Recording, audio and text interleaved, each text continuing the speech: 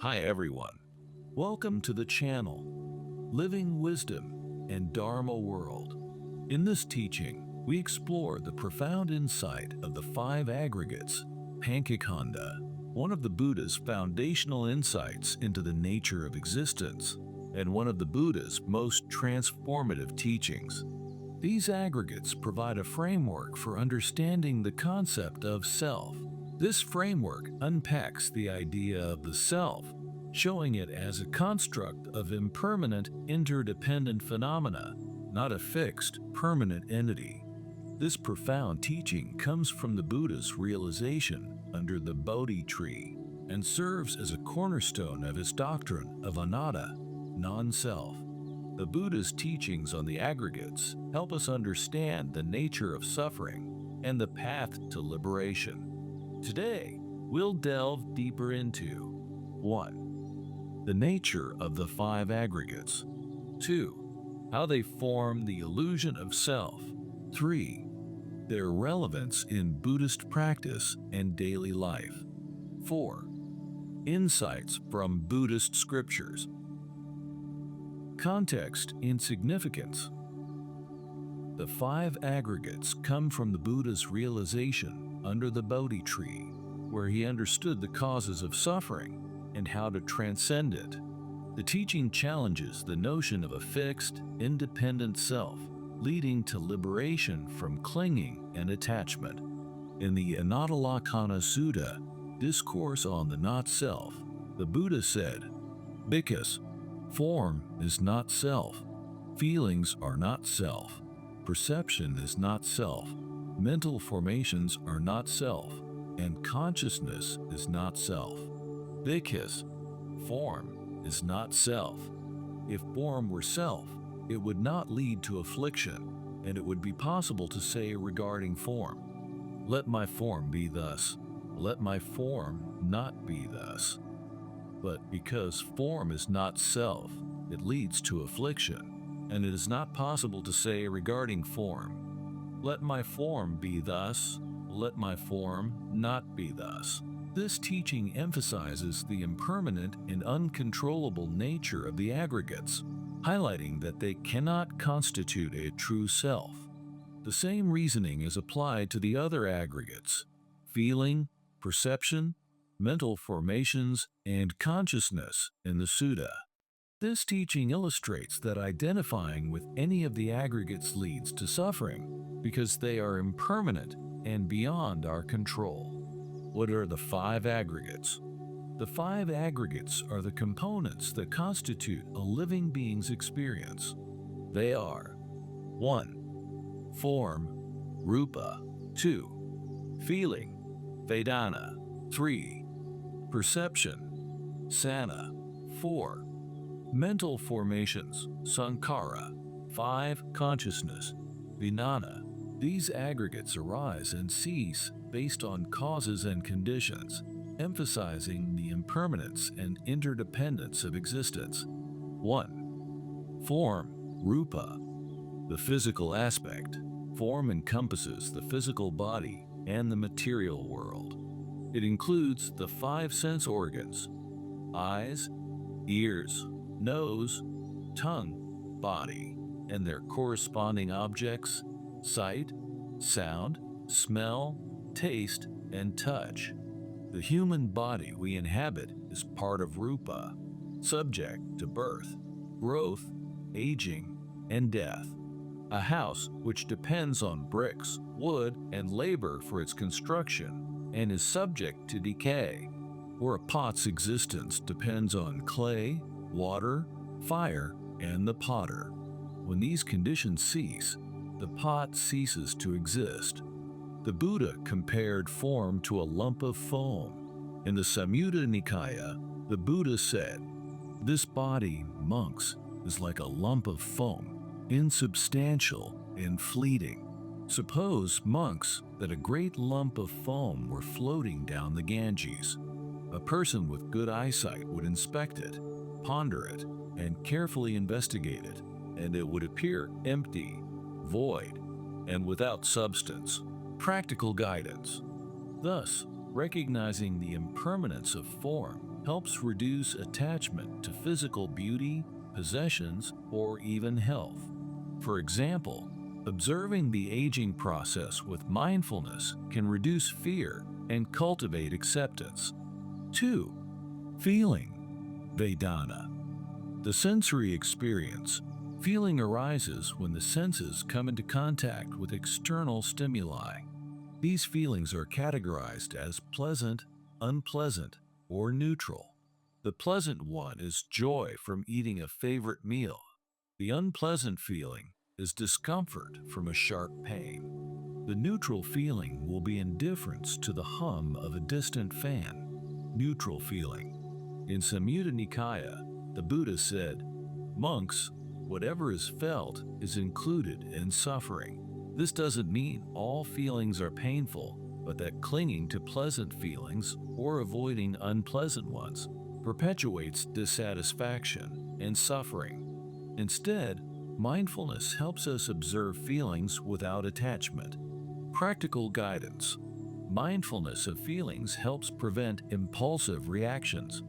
For instance, noticing irritation when criticized can prevent an angry outburst. Reflecting on the transient nature of pleasure can help curb overindulgence. 3. Perception, Sana. The cognitive process or labeling. Perception is the mental process of recognizing, identifying, and labeling objects, sounds, and ideas. It enables us to identify and categorize experiences.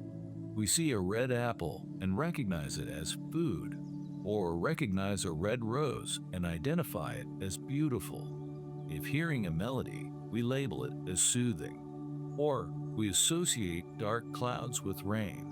In Samyutta Nikaya, the Buddha likened perception to a mirage. What, monks, is perception? It is the perceiving of blue, yellow, red, white.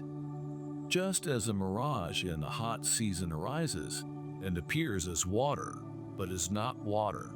Practical guidance. Perception often leads to false judgments. For example, mistaking a rope for a snake might cause unnecessary fear. Cultivating mindfulness allows us to examine perceptions for accuracy and avoid misjudgment. 4. Mental formations, Sankhara. The volitional aspect. Mental formations include thoughts, intentions, emotions, and habits. These are the karmic seeds or drivers that shape our future experiences. For instance, one has a habitual tendency to react with anger when frustrated, while someone has the intention to practice generosity or kindness or meditate regularly. The Buddha described Sankhara as a stormy river. Mental formations surge like a great flood. In Samyutta Nikaya, the Buddha also compared Sankhara to a banana tree. Suppose a person were to cut down a banana tree, peel it, and inspect it.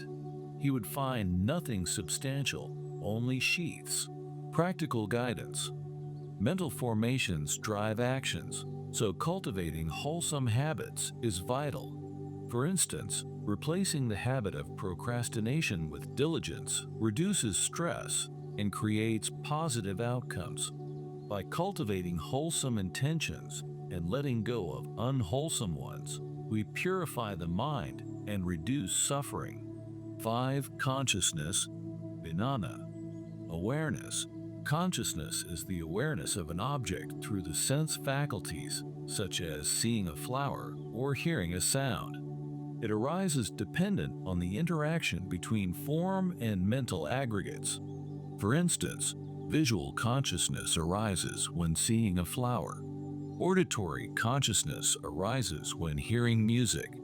In Majjhima Nikaya, the Buddha said, "Consciousness is like a magician's illusion, creating the appearance of continuity where there is none. It creates the illusion of continuity, leading us to believe in a lasting self." Mindful observation of consciousness helps dismantle this illusion. Practical guidance. Consciousness creates the illusion of a lasting self. Mindfulness of the arising and ceasing of consciousness helps dismantle this illusion. For example, observing the mind's changing states during meditation reveals its impermanence. The aggregates and the illusion of self. The five aggregates function together, creating the illusion of a unified self. For example, you see a cake, form. You feel pleasure at its sight, feeling. You recognize it as chocolate cake, perception. You form the intention to eat it, mental formation. You are aware of this experience, consciousness. None of these components alone constitutes a self. They are impermanent processes arising from causes and conditions. This process seems seamless, but each component is impermanent and interdependent. Significance. In Buddhist practice, understanding the aggregates has profound implications for spiritual practice. 1. Dispelling the illusion of self. By observing the aggregates, we see that no single component or combination constitutes a permanent self. 2. Cultivating mindfulness. Mindfulness reveals the impermanence and unsatisfactoriness of the aggregates, reducing attachment. 3. Liberation from suffering. Realizing the aggregates' empty nature leads to detachment and freedom from samsara. Practical applications in daily life. Understanding the aggregates has profound implications for spiritual practice. 1. Mindful observation. Recognize the impermanence of your body when experiencing illness. Form. Observe the arising of irritation, feeling, during a disagreement, and refrain from reacting. 2. Challenging perceptions. If you perceive someone's comment as offensive, reflect on whether this perception, sana, is accurate or clouded by past conditioning. 3. Reducing clinging. Reflect on how attachment to beauty, wealth, or success, form and mental formations leads to suffering. 4. Transforming mental formations or habits. Replace unwholesome mental formations like jealousy with compassion and gratitude. Replace negative habits such as procrastination with positive ones like consistent effort. 5. Understanding impermanence. Contemplate the transient nature of all aggregates to reduce attachment and aversion. Aging or illness may challenge attachment to physical appearance. Reflect on rupa's impermanence to cultivate equanimity. In Anattalakkhana Sutta, the Buddha says, "What is impermanent is suffering. What is suffering is non-self. Behold, monks, this is not mine. This I am not. This is not myself." In Samyutta Nikaya, the Buddha says, "Form is like a lump of foam, feelings like bubbles, perception like a mirage, mental formations like a banana tree, and consciousness like an illusion." He says in Vaikali Sutta, "One who sees the aggregates as they truly are sees the Dharma. One who sees the Dharma sees the Buddha." Conclusion. The five aggregates reveal the impermanent, interdependent nature of existence. By contemplating them deeply, we dispel the illusion of self, reduce clinging, and move toward liberation. As the Buddha said, "One who sees the aggregates as they are sees the Dharma. One who sees the Dharma sees the aggregates." May this teaching inspire mindfulness and wisdom in your practice. Thank you for joining us on this journey into the Buddha's profound teachings. If you found this helpful, please like, share, and subscribe. May you find peace and liberation through understanding the aggregates.